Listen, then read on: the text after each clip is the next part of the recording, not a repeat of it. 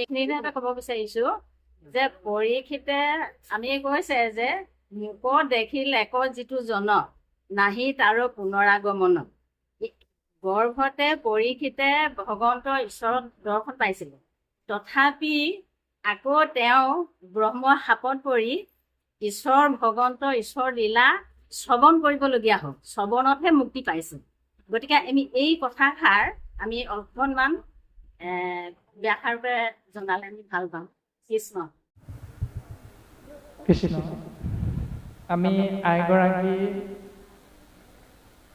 চৰণ কমলৰ যোগেদি সবাৰো শ্ৰীচৰণত আমি পুনশ্চবাৰ ভক্তি ভৰা সেৱা নিবেদন কৰা হৈছে। যিহেতু ঈশ্বৰৰ ইচ্ছাত এই সমস্ত সৃষ্টি স্থিতি প্ৰলয় হৈ থাকে, গতিকে আমিও তাৰ মাজৰে একো একোটি জীৱতত্ব যাহাৰ মায়াৰ অন্ত ব্ৰহ্মা হৰে নপাৱন্ত হেন হৰি চাতুৰি খেলায়। যিজনৰ মায়াৰ অন্ত প্ৰজাপতি সৃষ্টিকৰ ব্ৰহ্মাদেৱ আৰু সংহাৰকৰ্তা শিৱতত্বই লাভ কৰিব পৰা নাই, তেনে তত্ত্ব আমি মূঢ়মতীয়ে ব্যক্ত কৰিব পৰাটো সম্ভৱ নহয়। তৎসত্বেও আইগৰাকীয়ে কথাখিনি আগবঢ়াইছে জানিবৰ বাবে যে পৰীক্ষিত নামৰ এটি জীৱতত্ত্ব এই সংসাৰলৈ আহিল, যে যিজনক দৰ্শন পালে জীৱৰ পুনৰ আগমনৰ কোনো প্ৰয়োজন নাথাকে, তৎসত্বেও সেই জীৱতত্ত্ব আহিব লগা হ'ল। সেইটোৱে হ'ল আচলতে ঈশ্বৰৰ লীলা। সেইটোকে আমি সমস্ত জনাৰ অজ্ঞাত যে ঈশ্বৰে যি কৰে সেহিহে সত্য হৈ, যিটো ঈশ্বৰে কৰিব সেইটোহে সত্য। আৰু আমি যিখিনি ভাবি থাকিম, যদি তাত ঈশ্বৰৰ আজ্ঞা নাথাকে তেতিয়া সেইটো সত্য হ'ব নোৱাৰে, সেইটো হ'ল অসত্য। গতিকে কিয় আহিল বুলি ভবাটো হ'ল অসত্য, আৰু কিয় আহিল বুলি যদি ভাবো তাত যদি ঈশ্বৰৰ চিন্তাটো আমি যোগ কৰিব পাৰো যে ঈশ্বৰৰ ইচ্ছাত হৈছে, তেতিয়া সেইটো সত্য। সেইকাৰণে এটি জীৱতত্ত্ব আগমনৰ বাবে যিহেতু বাট বুলিলে মাতৃগৰ্ভত স্থিতি হ'ল, গতিকে মাতৃগৰ্ভতে ভগৱন্ত বিষ্ণুৰ যি শংখ চক্ৰ গদা পদ্ম চাৰি অস্ত্ৰধাৰী ৰূপটো দৰ্শন পালে, সেইটো হ'ল ঈশ্বৰৰ কৃপা এটি জীৱৰ ওপৰত। সেই কৃপাটো এটা কাৰণৰ বাবেহে হৈছে, কাৰণটো হ'ল মাতৃৰ বাবে। অৰ্থাৎ মাতৃ উত্তৰাই যেতিয়া চিন্তা কৰিছে কিবা এটা বস্তু আহিছে, তেওঁ গৰ্ভত বিষ অনুভৱ কৰিছে, যিটো দ্ৰোণাচাৰ্যৰ পুত্ৰ অশ্বত্থামাৰ যি ব্ৰহ্মাস্ত্ৰ নিক্ষেপ কৰিছে পঞ্চ পাণ্ডৱৰ ফালে, আৰু যেতিয়া ভগৱন্তৰ আজ্ঞাত সেই অস্ত্ৰ সম্বৰণ কৰিবৰ বাবে অৰ্জুনক দায়িত্ব দিছে, অৰ্জুনেও অস্ত্ৰ সম্বৰণ কৰিছে। আৰু বিপৰীতে কিন্তু অশ্বত্থামাই পিতৃ দ্ৰোণাচাৰ্যৰ পৰা ব্ৰহ্মাস্ত্ৰ সম্বৰণ কৰা সেই মন্ত্ৰটো জনা নাছিল, সেইকাৰণে তেওঁ সম্বৰণ কৰিব নোৱাৰিলে। আৰু নোৱাৰাৰ বাবে তেওঁ সেইটোৰ দিশটো মাত্ৰ পৰিৱৰ্তন কৰিছে। অৰ্জুনৰ ফালে বা পঞ্চ পাণ্ডৱৰ ফালে সেই দিশটো নকৰি তেওঁ একেবাৰে পঞ্চ পাণ্ডৱৰ বংশটোকে নাশ কৰো বুলি একেবাৰে শেষ যি উত্তৰাৰ গৰ্ভত অভিমন্যুৰ পত্নী উত্তৰাৰ গৰ্ভত থকা সেই বীজটোকে নাশ কৰো বুলি তেওঁ সেইটো অস্ত্ৰ নিক্ষেপ কৰিছে, ব্ৰহ্মাস্ত্ৰ দিশটো সলাই দিছে। কিন্তু সেইটো হ'ল অশ্বত্থামাৰ অধৰ্ম। আৰু ভগৱন্ত পুৰুষে যিহেতু এই সংসাৰলৈ অহাৰ উদ্দেশ্য হ'ল ধৰ্ম প্ৰতিষ্ঠা কৰা, অধৰ্মক বিনাশ কৰা, সেইকাৰণে তেওঁ ভকতৰ অজ্ঞাত, অৰ্থাৎ সেইসকলৰ অজ্ঞাতে তেওঁ অংগুষ্ঠ প্ৰমাণ মানে এটা বুঢ়া আঙুলিৰ সমান সৰু ৰূপ ধাৰণ কৰি তেওঁ গৰ্ভত প্ৰৱেশ কৰি ভক্তক ৰক্ষা কৰিছে। আৰু ভকতৰ কোনোদিন মৃত্যু নহয়। গতিকে পৰীক্ষিত ৰূপী মহাভাগৱত ভাগৱতৰ প্ৰথম স্কন্ধতে পদত কৈছে যে মহাভাগৱত পৰীক্ষিত, গতিকে মহাভাগৱত পৰীক্ষিতৰ মৃত্যু নাই। আপোনাক মোক মাত্ৰ কাহিনী ৰূপত এইটো দৰ্শন কৰাব বিচাৰিছে যে পৰীক্ষিত প্ৰকৃততে মৃত্যু হোৱা নাই, পৰীক্ষিত নামৰ আত্মা তত্ত্বই শৰীৰটোৰ মাত্ৰ সাল সলনি ঘটাইছে। সেইটোকে মই মানে কি শৰীৰ নে আত্মা, এই কথাটো বুজাবৰ বাবে এটা শব্দ পৰীক্ষিত টানি আনিছে, তাক এটা কাহিনী দিছে, আৰু সেই কাহিনীটোৰ মাধ্যমেৰে আপোনাক মোক বুজাব বিচাৰিছে। যদি ঈশ্বৰৰ নাম শ্ৰৱণ কৰিছো আপুনি আমিয়ে পৰীক্ষিত, আৰু ঈশ্বৰৰ নাম যদি আমি শ্ৰৱণ কীৰ্তনৰ মাধ্যমেৰে জীৱন আগবঢ়াইছো আপুনি আমিয়ে বিদুৰ উদ্ধৱ মৈত্ৰেয় আদি সমস্ত ভকত আপুনি আমিয়ে। এই কথাটো দেহ তত্ত্বৰ ফালৰ পৰাহে প্ৰকাশ হৈছে, মাত্ৰ এটা কাহিনী। সৰ্প এতিয়া আশ্ৰমত কেতিয়াও মৃত সৰ্প নাথাকে, শৃংগীমুনি আশ্ৰমত ওচৰতে মৃত সৰ্প পৰি আছে, পৰীক্ষিতে ধনুৰ আগে টানি আনিছে, দাঙি আনি কণ্ঠত মেৰাই দিছে, সেইটো মৃত সৰ্প নহয়, সেইটো কালৰূপী সৰ্প। কালৰূপী সৰ্পই যেতিয়া আপোনাৰ মোৰ গলত আহি মেৰিয়াই ধৰিব, তেতিয়াই আপোনাৰ মোৰ শৰীৰ এৰিবৰ সময় আহি পৰে। এই দৰ্শনটো মৃত্যু এটা কাৰণ, তাৰমানে এই ব্যৱস্থাটোহে কোৱা হৈছে। গতিকে ভগৱন্তক দেখিছিল ৰাৱণেও, ভগৱন্তক সদায় দেখি আছিল দুৰ্যোধনেও, ভগৱন্তক সদায় দেখি আছিল অৰ্জুনেও, ভগৱন্ত সদায় লগতে আছিল যুধিষ্ঠিৰ আদি সমস্তজনৰ, সমস্ত দেখি আছিল ভগৱন্ত। তৎসত্ত্বেও তেৰা সমস্তই দেখি থাকি মুকুতি পোৱা নাছিল, কিন্তু তেওঁৰ আজ্ঞা পালনৰ জৰিয়তেহে মুকুতি লাভ কৰিছে। গতিকে গুৰুজনে কি শ্ৰৱণ আৰু কীৰ্তন এই দুটাকে শ্ৰেষ্ঠ বুলি আমাক সিদ্ধান্ত দিছে। যে ৰাৱণেও ৰামক সদায় দেখি আছিল যুদ্ধত, কিন্তু দেখি থাকি মুকুতি লাভ কৰা নাই। দুৰ্যোধন বা তেনেধৰণে সমস্তজনাই কৃষ্ণক দাপৰ যুগত দেখি আছে সন্মুখত, যদুগুণেও কৃষ্ণ সদায় দেখি থাকিল লগৰীয়া হিচাপে, কিন্তু দেখি থাকি মুকুতি লাভ কৰা নাই। মাত্ৰ শাস্ত্ৰই কৈছে কৃষ্ণৰ আজ্ঞা শিলৰ ৰেখাৰ দৰে যেতিয়াই আমি সমস্তজনাই শ্ৰৱণৰ দ্বাৰা হৃদয়ংগম কৰি তাক পালন কৰিবলৈ চেষ্টা কৰিম, তেতিয়াহে জীৱৰ মংগল হ'ব। যিধৰণে বিদ্যালয়ত পিতৃ মাতৃয়ে আমাক সন্তান হিচাপে নামটো লগাই দিয়াৰ পাছতে বছৰীয়া পৰীক্ষাত কিতাপ নপঢ়াকৈ আমি উত্তীৰ্ণ হ'ব নোৱাৰো, নম্বৰটো পাব নোৱাৰো। ঠিক তেনেকৈ আমি পঢ়িলেহে প্ৰত্যেকে তাৰ শুদ্ধ উত্তৰটো আমি লিখিব পাৰিম। আৰু শুদ্ধ উত্তৰটো লিখিবলৈ হ'লে শিক্ষকে বুজোৱা প্ৰত্যেকটো কথা সুন্দৰভাৱে আমি পালন কৰিব লাগিব, তাৰ দ্বাৰাহে জীৱৰ মংগল। গুৰুজনে এই সহজ আৰু শুদ্ধ ৰূপটো দিছে। যিহেতু ভগৱন্ত পুৰুষ সত্যত এটা দাপৰত স্বৰ ৰূপ এটা লৈ আছিল, কিন্তু কলিযুগত ভগৱন্ত সেই ৰূপটো নাই, আছে মাত্ৰ নাম। আৰু নাম বস্তু যিহেতু ভকতৰ লগত আছে, সেইকাৰণে দেৱ তত্ত্ব নাম, নাম তত্ত্ব গুৰু, গুৰু তত্ত্ব আহি ভকত তত্ত্বত যোগ হৈছে। গতিকে ভকতক ভজিলে গুচয় কৰ্মজৰ, এই দৰ্শনটো প্ৰকাশ কৰিছে। হে ৰাম যেন যেন মতে বিধি লভিলা সমস্তে সিদ্ধি, তাংক মই কৈলো তজু আগে ভাগৱত পুৰাণৰ লক্ষণকো নিপবৰ, তুমি শুনিলা অনুৰাগে। হে ৰাম সৃষ্টিৰ প্ৰকাৰ যত কাল জানি যেন মত, তাকে কহু তৃতীয় স্কন্ধত পদ্মকলপৰ কথা সংক্ষেপিয়া কৈলো এঠা, আৰ কই বুঝ ব্যৱস্থা যিমত। হে ৰাম হিমতে মহাশয় কহি কৃষ্ণ কথা চয়, স্থবিৰ শিলত প্ৰেম ভাবে আতপৰে মহাযখী পুষত নকলিখি, ভূত মহামহতৰ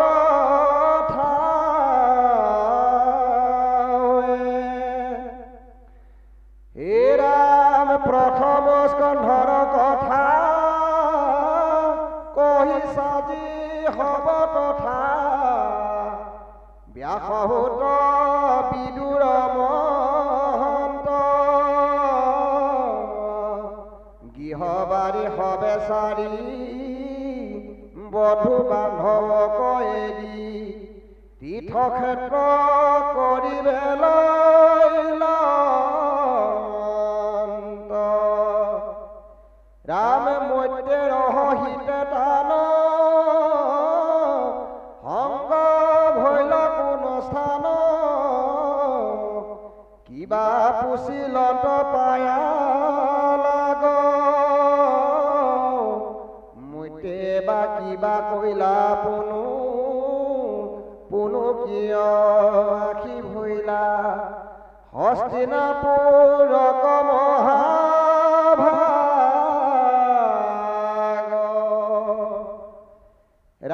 দুষ্টৰ্য বান্ধৱ যত কিবা হেতু এৰিলন্ত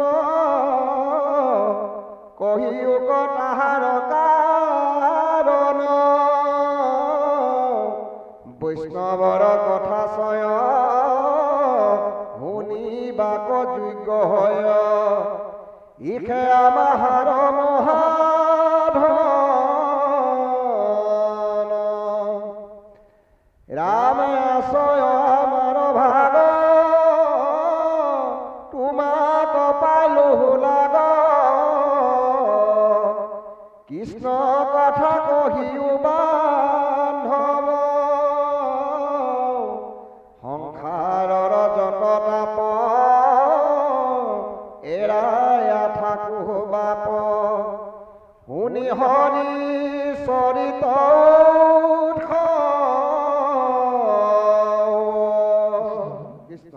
আজি যেনেকৈ আমি সমস্ত জনাই অনুষ্ঠান ভাগী আৰম্ভণিতে কোন ভাগী স্কন্ধ কোন অধ্যায় পাঠ আৰু আলোচনা হ'ব ইয়াৰ বিষয়ে আমি ইজনে সিজনৰ ফালে কথাখিনি আগবঢ়াই দিয়া হৈছিল ঠিক তেনেকৈ ভাগৱত কথাও আগবাঢ়িছে শোকগুৰুৰ দ্বাৰা অভিশপ্ত পৰীক্ষিত ৰাজাৰ আগত ভাগৱত কথা প্ৰকাশ হৈছে আৰু একেখিনি কথাকে নৈমিষ ক্ষেত্ৰত ২৮,০০০ ঋষিমুনিয়ে উগ্ৰশ্ৰৱা সূতৰ পদ্মমুখখনতে লাভ কৰিবৰ বাবে ইচ্ছা প্ৰকাশ কৰিছে আকৌ ভগৱন্ত পুৰুষৰ দুজন পৰম ভকত মৈত্ৰেয় আৰু হস্তিনাপুৰৰ মহামন্ত্ৰী বিদুৰ এই দুজনৰ মাজতো এই কথাখিনি আলাপ আলোচনা হৈছে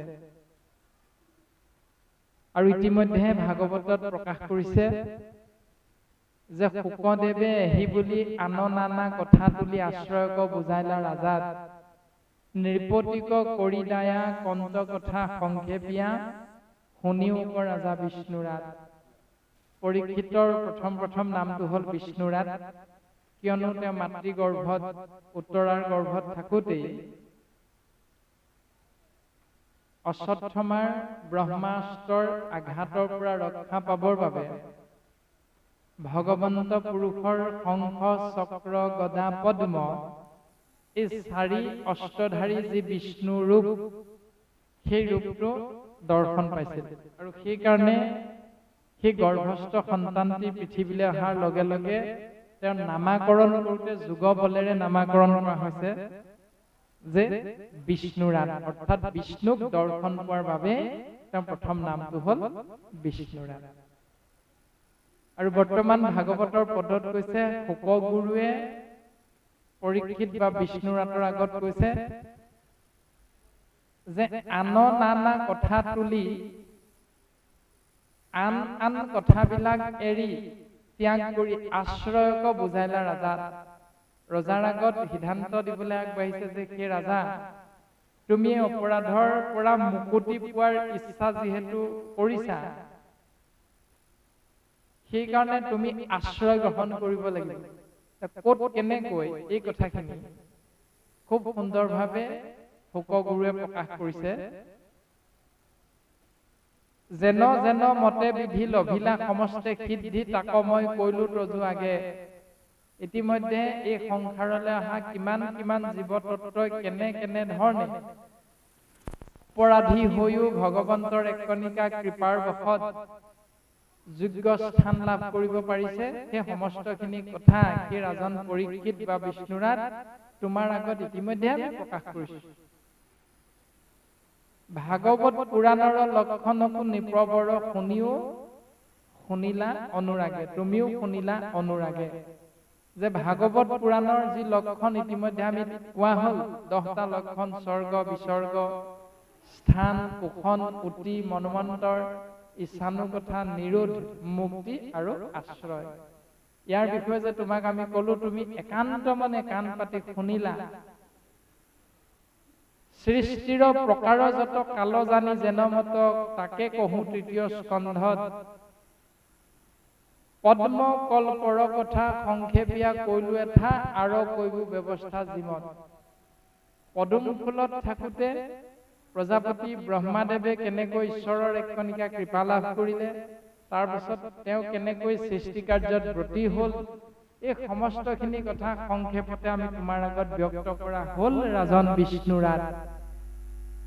এহিমতে মহাশয় কহি কৃষ্ণ কথা ছয় স্তম্ভী ৰহিলন্ত প্ৰেম ভাৱে আতপৰে মহাযশী পুচন্ত সৌনক ঋষি সুত মহামহন্তৰ ঠাৱে। এহিমতে মহাশয় কহি কৃষ্ণ কথা ছয়, এনেধৰণে ৰজা পৰীক্ষিতৰ আগত শুকগুৰুৱে কৃষ্ণ কথা বৰ্ণনা কৰিলে আৰু সেই একেখিনি কথাকে আতপৰে মহাযশী পুচন্ত সৌনক ঋষি, সৌনক নামৰ ঋষিজনে উগ্ৰস্বৰূপা সুতৰ আগত সুধিছে। এনেধৰণে কল্পে কল্পে সময়ে সময়ে এই ব্যৱস্থাটো পালন হৈ আহিছে মহাভক্তৰ মাজত। প্ৰথম স্কন্ধৰ কথা কহিছা যি খব তথা ব্যাসসুত বিদুৰ মহন্ত গৃহবাৰী সবে চাৰি বন্ধু বান্ধৱ এৰি তীৰ্থক্ষেত্ৰে কৰিবে লৈলন্ত। প্ৰথম স্কন্ধৰ পৰা যিখিনি কথা আগবঢ়োৱা হৈছে বিদুৰৰ বিষয়ে বা ভাগৱত কথা, ব্যাসসুত বিদুৰ মহন্ত গৃহবাৰী সবে চাৰি বন্ধু বান্ধৱ এৰি তীৰ্থক্ষেত্ৰে কৰিবে লৈলন্ত।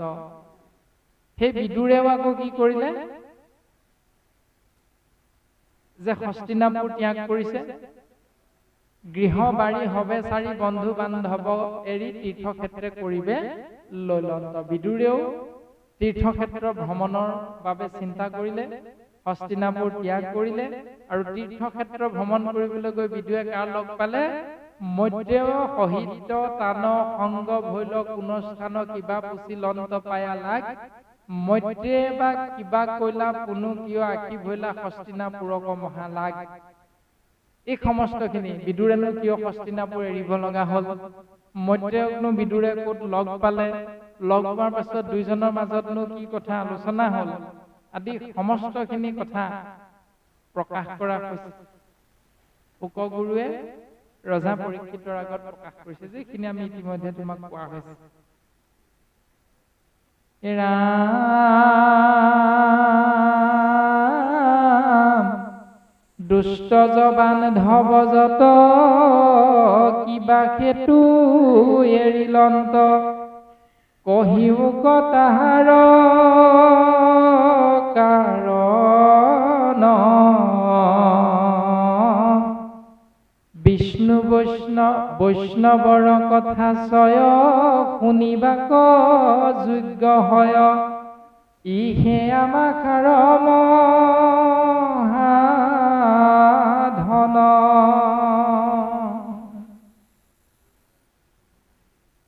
যে কিয়নো এৰিলে এই সমস্তখিনি কথা, হে গুৰুদেৱ আমি যদি জানিবৰ পাত্ৰ বুলি তুমি ভাবিছা তেতিয়াহ'লে তুমি আমাক জনাবৰ বাবে কৃপণালী নকৰিবা। এই বুলি পৰীক্ষিতে শুকগুৰুৰ চৰণত সেৱাভাগ নিবেদন।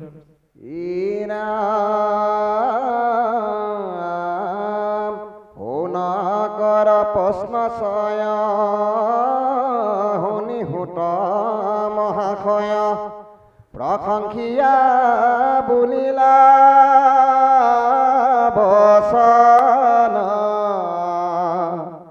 কৃষ্ণ কথা মহাৰত্ন শুনি বেতেকে যত্ন, ধন্য ধন্য তোমাৰ জীৱন। হীৰাম তুমি পুছিলা যত পৰীক্ষিতো হে হিমত, শুকৰাগে পুছিলা সংশয়, শুকস্মৰি হৰি পায়াতি প্ৰেম ভাৱ, প্ৰশ্ন কথা কহিলা নিশ্চয়। ৰামে পৰীক্ষিত মহাভাগে যেন মতে অনুৰাগে, কৃষ্ণ কথা কৰিলা শ্ৰৱণ, তুমি হব সেই মতে চিত্ৰে কৃষ্ণ কথা পৰম গহন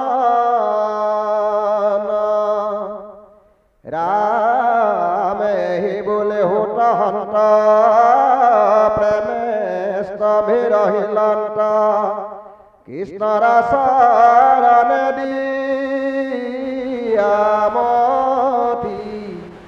দ্বিতীয় স্কন্ধৰ কথা 10 অধ্যায় এঠা এই মানে ভৈৰা সমাপতি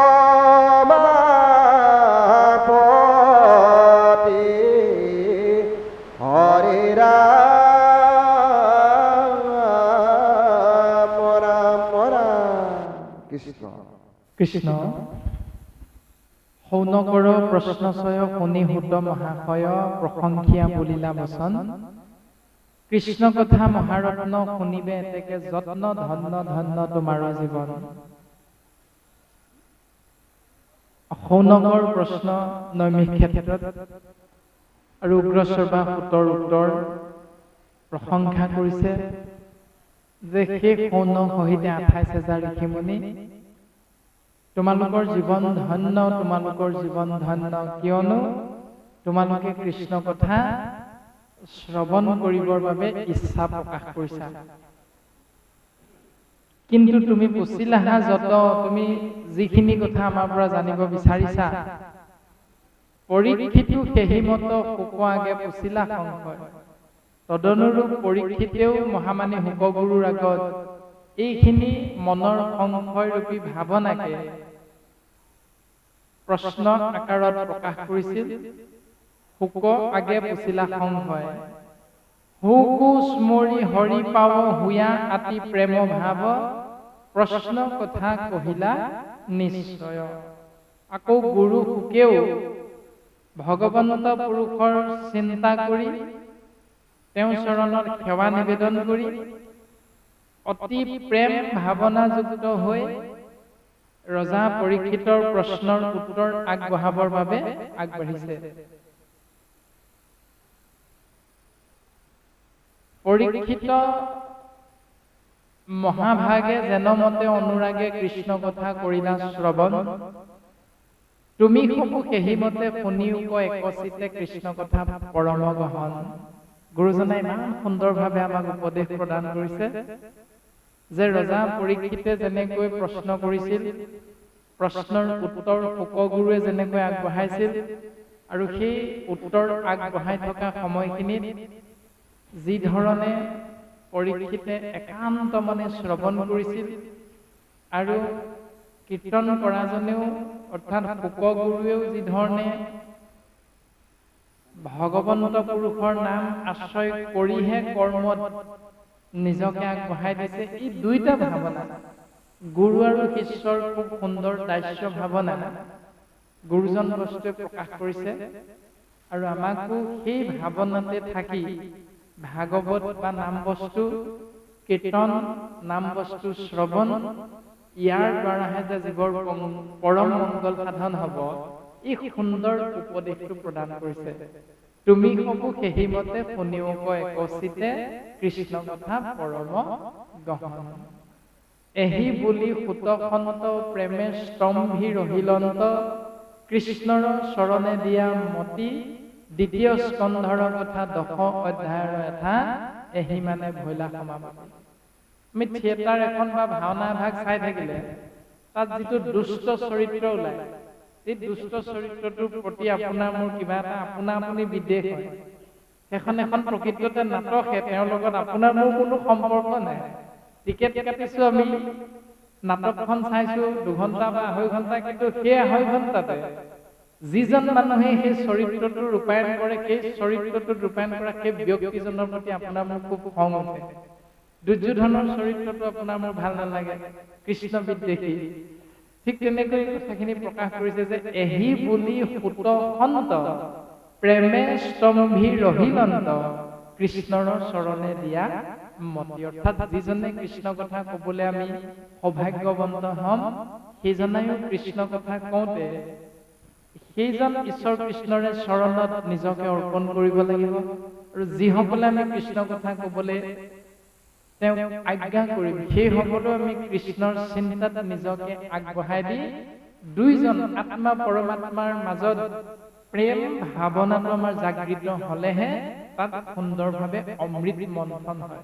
যেনেকৈ সাগৰ মন্থনত বিষৰ বিপৰীতে অমৃতৰ উৎপত্তি হৈছিল, যি অমৃত পান কৰি সমস্ত জনা অমৰ হ'ব পাৰিছিল। তদনুৰূপ আজিও আমি ভগতৰ সংগত যেতিয়া উপস্থিত হৈছো, গতিকে ইয়াত নাম অমৃত কথন মথনৰ জৰিয়তে আমি যদি পান কৰিবলৈ সৌভাগ্যৱন্ত হওঁ, তেতিয়াহ'লে নিশ্চিত ৰূপত আমাৰো মংগল হ'ব। কিন্তু তাৰ কাৰণে আমাক প্ৰত্যেককে লাগিব এটাই বস্তু, সেইটো হ'ল প্ৰেম। ইজনে সিজনৰ প্ৰতি ভাল পোৱা, আৰু ইজনে সিজনৰ প্ৰতি ভাল পোৱা হ'বৰ বাবে প্ৰত্যেকৰে আমাৰ আচাৰ আচৰণ শাস্ত্ৰৰ লগত মিলিব লাগিব। যি ধৰণে আমাক আজি সভাপতি ভাৱজনাই মাতিলে, ফোন যোগে যোগাযোগ কৰিলে, আমিও বোলো বা হ'ব নিশ্চয়, আমি ঈশ্বৰৰ কৃপা হ'লে আপোনাৰ হ'ব তাত গৈ উপস্থিত হ'ব পাৰিম, যদি ঈশ্বৰৰ কৃপা হয়। যিহেতু ভকতৰ সংগলে ভকতে আমন্ত্ৰণ কৰিছে, আৰু ভকতৰ আমন্ত্ৰণ মানে ঈশ্বৰৰ আজ্ঞা। গতিকে আমি ঈশ্বৰৰ দাস হিচাপে ঈশ্বৰৰ আজ্ঞা আমি পালন কৰাটোৰ শাস্ত্ৰসন্মত দৰ্শনটোৱে হ'ল প্ৰেম। এতিয়া ভাল নোপোৱাজনক আমি কোনো নামাতো, যিজনক ভাল পাওঁ ভাল লাগে সেইজনকহে আমি মাতো। সেইজনক ভাল কিয় লাগে? কাৰণ সেইজনেও আনক ভাল পোৱাটো বিলাই দিব পাৰে, আৰু সেই বিলাই দিয়া প্ৰেমটো যেতিয়া আত্মা আৰু পৰমাত্মাৰ মাজত হ'ব, তেতিয়াই জীৱৰ সৰ্বতো প্ৰকাৰে মংগল সাধন হৈ থাকে। এনেকৈ দ্বিতীয় স্কন্ধৰ কথা 10 অধ্যায় পৰ্যন্ত ইমানতে গুৰুজন বস্তুৱে সমাপতি কৰিছে। আৰু তাৰ পাছতে দুলৰী চন্দ্ৰভাগীৰ জৰিয়তে স্তুতি সেৱা নিবেদন কৰিছে কেইজন পৰম পুৰুষ প্ৰভু ভগৱন্তৰ চৰণত, যে হে কৃষ্ণদেৱ পৰি কৰো সেৱ, তুমি মোৰ নিজ স্বামী, থাকি হৃদয়ত শিখাই না যি মত তাহাংকে ৰচিলো আমি। দুৰ্যোধনেও এই প্ৰশ্নভাগী কৰিছিল। ঘোষা শাস্ত্ৰত মাধৱ গুৰুজনে উল্লেখ কৰিছে যে হৃদিস্থিত হোৱা তুমি যেন কৰাই বাহা স্বামী, শিকিকেশ কৰিব তেন কৃষ্ণ, যে তুমি মোৰ হৃদয়ত থাকি যি কৰিবলৈ কোৱা মই তেনেকৈহে কৰিব পাৰিম। সেই যি কৰিবলৈ কোৱা তেনেকৈ কৰিব পাৰিম মানে এই যিটোৰ উত্তৰ দিছে যে ধৰ্মক জানোহো মই তথাপি প্ৰবৃত্তি নাই, অধৰ্মটো নিবৃত্তি নহয়। সেই প্ৰভু মই ধৰ্ম জানো কিন্তু প্ৰবৃত্তি নহয়, অধৰ্মটো এনেও নিবৃত্তি নাই। গতিকে যুধিষ্ঠিৰৰ হৃদয়ৰ পৰা আৰম্ভ কৰি যি ধৰণে সমস্ত ভূততে তুমিয়ে ব্যাপ্তমান হৈ আছা, তদনুৰূপ আমাৰ হৃদয়তো তুমিয়ে আছা। গতিকে আমাৰ হৃদয়ত তুমি থাকি তুমি যিখিনি যেনেকৈ কৰিবলৈ কৈছা আমি তেনেকৈ কৰিবৰ বাবে আগবাঢ়িছো। প্ৰভু তুমি কৃপা কৰিবা। আৰু গুৰুজন বস্তু তেনেকৈ সেৱা নিবেদন কৰিছে যে জগতৰ মংগলৰ বাবে তোমাৰ নাম বস্তু আমি বেকত কৰিবলৈ আগবাঢ়িছো, কিন্তু এই আগবঢ়া কালত আমাৰ যিখিনি অপৰাধ ৰৈ যাব কায় বাক্য মনৰ দ্বাৰা, এই সমস্তখিনি অপৰাধ হে প্ৰভু তুমি আমাক নিজৰ দাস ভিতৰ কিংকৰৰো কিংকৰ কেনে ভাবি তুমি আমাক এক কণিকা কৃপা কৰিবা। মই অতি জড় ইটো কথা বড়, তুমি হি চৈতন্য হৰি। মই জড়, মই অচেতন, কিন্তু তুমি চেতন মানে চৈতন্য। নচোৱা যি মতে নাচো সেই মতে তজু আজ্ঞা হিৰে ধৰি। তুমি যেনেকৈ নচোৱাবা আমি তেনেকৈ নাচিবৰ বাবে প্ৰস্তুত হৈ আছো প্ৰভু। গতিকে তুমি আমাক নচুৱাবৰ বাবে আৰম্ভ কৰা।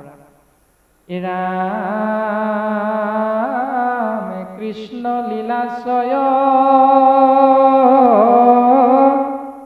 যি কিছু দয় কৰিলো তজু কৃপাত, তাকো সমৰ্পিলো নিজ দাস ভৈলো কৃপা কৰা জগন্নাথ।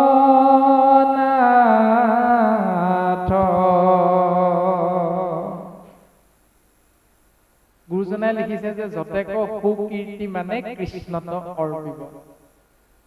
আমি গৃহস্থী ধৰ্ম পালন কৰোঁতে বা আমাৰ সমাজ এখন গঠন কৰি সমাজ ব্যৱস্থা পালন কৰোঁতে আমাৰ যিমানখিনি ভাল হয়, সভাপতি সম্পাদকৰ দায়িত্ব পালন কৰি কৰ্মৰ দ্বাৰা প্ৰাথমিক ভাগীৰ যিমান যশস্যা আঞ্চলিক ভাগে যিমান যশস্যা গুঞ্জক বেলেগে প্ৰকাশ কৰে সেই সমস্তখিনি কৃষ্ণৰ কৃপা বুলি আমি প্ৰত্যেকজনে কৃষ্ণদেৱৰ চৰণত অৰ্পণ কৰিব পাৰিব লাগিব। তাকো সমৰ্পিলো নিজ দাস ভৈলো কৰা কৃপা জগন্নাথ। গুৰুজনে এই সমস্তখিনি ঈশ্বৰৰ চৰণত অৰ্পণ কৰিছে। এতিয়া আমাৰ স্বভাৱটো অকণমান তাৰ বিপৰীত হয়। বিপৰীতটো কি যে সন্তানটোৰ কিবা এটা কৃতকাৰ্যতা লাভৰ বাবে আমি পিতৃ মাতৃয়ে চিন্তা কৰি গুৰু গৃহত গৈ বন্তি গছ জ্বলাও, গুৱাপান অৰিহণা আগবঢ়াও। আৰু যেতিয়াই সন্তানটোৱে ঈশ্বৰৰ কৃপাধন্য হৈ সফলতাৰ উচ্চ শিখৰত আৰোহণ কৰে, তেতিয়াই আমাৰ স্বধৰ্মটো কেনেকুৱা হৈ যায়, এই বাস্তৱ পৃথিৱীখনত থাকি অবাস্তৱ কিছুমান চিন্তাৰ মাজত আমি সোমাই পৰো, যাক শাস্ত্ৰই কৈছে মায়া বুলি। অৰ্থাৎ এজন ব্যক্তি যেতিয়া শৰীৰটোত বেমাৰে বাহ লয়, সেই বেমাৰটোৰ পৰা শৰীৰটোক উপশম ঘটাবৰ বাবে ন্যূনতম যে ডাক্তৰৰ পৰামৰ্শ লোৱাৰ পৰা আৰম্ভ কৰি মেডিকেললৈ গৈ ঔষধ কিনি খোৱা পৰ্যন্ত যিখিনি খৰচ প্ৰয়োজন, পইচা পাতি প্ৰয়োজন হয়, সেই পইচা পাতিখিনি যথেষ্ট পৰিমাণে তেওঁ নাথাকিবও পাৰে।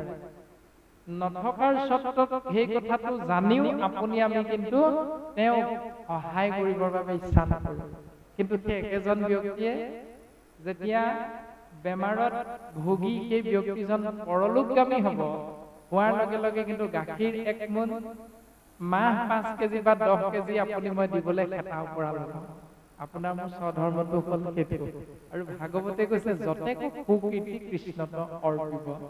আমাৰ চিন্তাত ক'ৰবাত নহয় ক'ৰবাত অকণমান গণ্ডগোল ৰৈ যায়, যাৰ বাবে আপুনি আমি বিচাৰো সুখ পাওঁ, কিন্তু দুখৰ উপৰি দুখ। ৰাম ভৃত বুলি ধৰা দুখ পৰিহৰা অধমময় ভাগী তোমাৰ চৰণে পখিলো শৰণে প্ৰেম ভকতি লাগি। সেই প্ৰভু তোমাৰ চৰণলৈ যে মই আহিলো, অহাৰ উদ্দেশ্য এটাই, মোক কেৱল প্ৰেম ভক্তি লাগে। আৰু কৃপালু গুৰুজনে আমাক সেইটোকে শিকাইছে যে আমাৰ আৰাধ্য দেৱ, আমাৰ ভজনীয় দেৱ গুৰুজনে আমাক শিকাইছে সেইজন যিজনে দুষ্টক দমনৰ বাবে সুদৰ্শন চক্ৰ এটা আঙুলিত ব্যৱহাৰ কৰে, আৰু ভকতক ইমানেই ভাল পায় যাৰ বাবে তেওঁ 2খন হাতৰ 10টা আঙুলি ব্যৱহাৰ কৰি এটা বাঁহী সদায় হাতত লৈ ফুৰে। সেইজনে হ'ল আমাৰ আৰাধ্যদেৱ কৃষ্ণ দত্ত। সেইজন আমাৰ আৰাধ্যদেৱ কৃষ্ণ দত্ত, যিজনে শিশুপালৰ দৰে দুষ্টই 99 বাৰ ককৰ্থনা গালি শপনি পৰাৰ পাছতো এবাৰো কিন্তু ওলোটাই গালি নাপাৰিলে, মাত্ৰ বুজাই থাকিলে। কিন্তু 100 নম্বৰ ভাৰ যেতিয়া গালি পাৰিছে, তেতিয়া প্ৰতিশ্ৰুতি ৰক্ষা কৰি এই দুষ্ট শক্তিক বিনাশ কৰিছে। গতিকে আমাক গুৰুজন বস্তুৱে সেই সংস্কৃতি শিকাইছে, যাক কোৱা হৈছে কৃষ্ণ সংস্কৃতি। কোনো শিৱ সংস্কৃতি, ব্ৰহ্মা সংস্কৃতি, 33 কোটি দেৱ দেৱতাৰ সেৱা কৰা কোনো সংস্কৃতি গুৰুজনে আমাক এবাৰো শিকোৱা নাই। গতিকে আমি গুৰুজনাৰ সেই কৃষ্ণ সংস্কৃতি যদি আশ্ৰয় কৰি নাম বস্তুত শৰণ গ্ৰহণ কৰিছো, ভজনীয়া ভকত হিচাপে বা আই হিচাপে সংসাৰত নিজৰ চিনাকি দিওঁ, তেতিয়াহ'লে আমাৰো স্বভাৱটো হ'ব লাগিব সেই ইক্ষতত্বৰ দৰ্শনৰ মাধ্যমেৰে।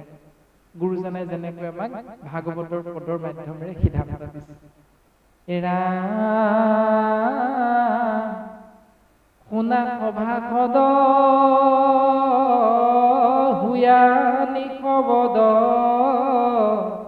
দ্বিতীয় স্কন্ধ পয়াৰ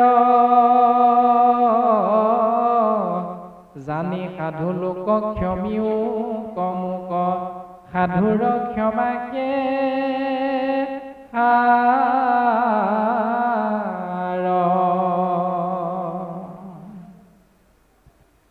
সেই সভাসদবৰ্গ তোমালোকে নিশব্দ হৈ কোনো কোলাহল নকৰি দ্বিতীয় স্কন্ধৰ সমস্তখিনি কথা শ্ৰৱণ কৰিলা।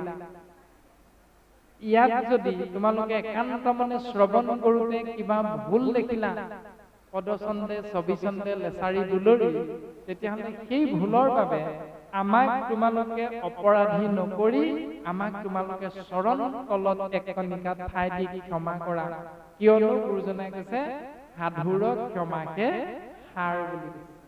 এতিয়া আপোনালোক হ'ল সাধু, গতিকে সাধু সমস্তৰ আজ্ঞা আমি কৃষ্ণকান্ত বাপজনা, আমি মোহমতী দুইজনাই যেতিয়া পাঠ আৰু আলোচনা আগবঢ়োৱা হৈছে, গতিকে এই আলোচনাত কায় বাক্য মন চিত্তে আগবঢ়াই দিওঁতে আমাৰ শত সহস্ৰ কোটি অপৰাধ হৈ গৈছে, জ্ঞাতে অজ্ঞাতে। গতিকে সমস্তখিনি অপৰাধ আপোনাসৱৰ জ্ঞাত হৈছে, কৰ্ণহন্তে হৃদয়ত নাম বস্তু প্ৰকাশতে আপোনাসৱৰ জ্ঞাত হৈছে যে গগৈ বাপে এই কথাকেইটা ভুলকে ক'লে, কৃষ্ণকান্ত বাপজনাই পাঠ কৰোঁতে এই শব্দটো এৰি থৈ গ'ল, আদি আদি ধৰণে আপোনাসৱৰ কৰ্ণগোচৰ হৈছে, হৃদয়ত সেই ভাৱনাটো আহিছে। গতিকে আহোঁতেই আপোনাসৱ যিহেতু সাধু, গুৰুজনাই সিদ্ধান্ত দিছে যে সাধুৰ ক্ষমাকে সাৰ। গতিকে আমি দুইজনা মোহমতীক আপোনাসৱৰ চৰণ কমলত এক কণিকা ঠাই দি আমাক কৃপা বৰ্ষণ কৰিব।